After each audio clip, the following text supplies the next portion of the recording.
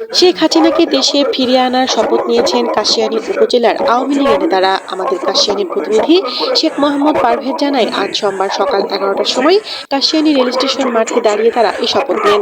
শপথ বাক্য পাঠ করান জেলা আওয়ামী লীগের সভাপতি মাহবুব আলী খান। শপথ বাক্যে বলা হয়, শেখ হাসিনার উপর ঘটে যাওয়া সব ধরনের অন্যায়ের প্রতিশোধ নেবেন তারা।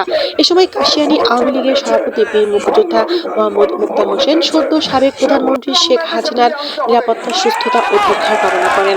পরে জেলা আওয়ামী লীগের সভাপতি মাহবুব আলী খান বলেন, আমরা আন্দোলনের মাধ্যমে বঙ্গবন্ধু কন্যা শেখ হাসিনাকে দেশে ফিরিয়ে আনবো।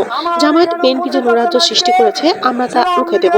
কাশিয়ানী উপজেলার আওয়ামী লীগের সাধারণ সম্পাদক কাজী জাহাঙ্গীর আলম বলেন, আমরা যতদিন পর্যন্ত আমাদের নেত্রীকে দেশের মাটিতে ফিরিয়ে আনতে না পারবো, ততদিন আমরা ঘরে ফিরবো না। প্রয়োজনে আমরা কঠোর আন্দোলন করে তুলব।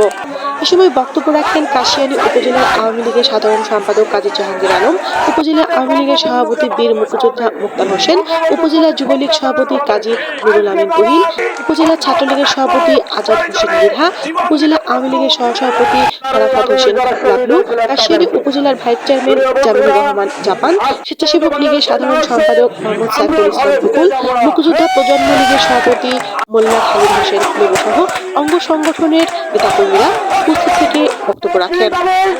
গোপালগঞ্জ নিউজ, এনএফতানি।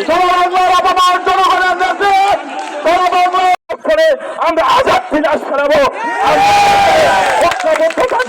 বঙ্গবন্ধুর যে আদর্শের সৈনিক আছে, জননেত্রী দেশনেত্রী যে সকল সৈনিক আছে, এই সমাবেশ সফল করার জন্য এসেছে। এই সব সমাবেশের পক্ষ থেকে বিশৃঙ্খলা করার চেষ্টা করছে, আপনাদের সকলের দৃষ্টি আকর্ষণ করছে ওখানে।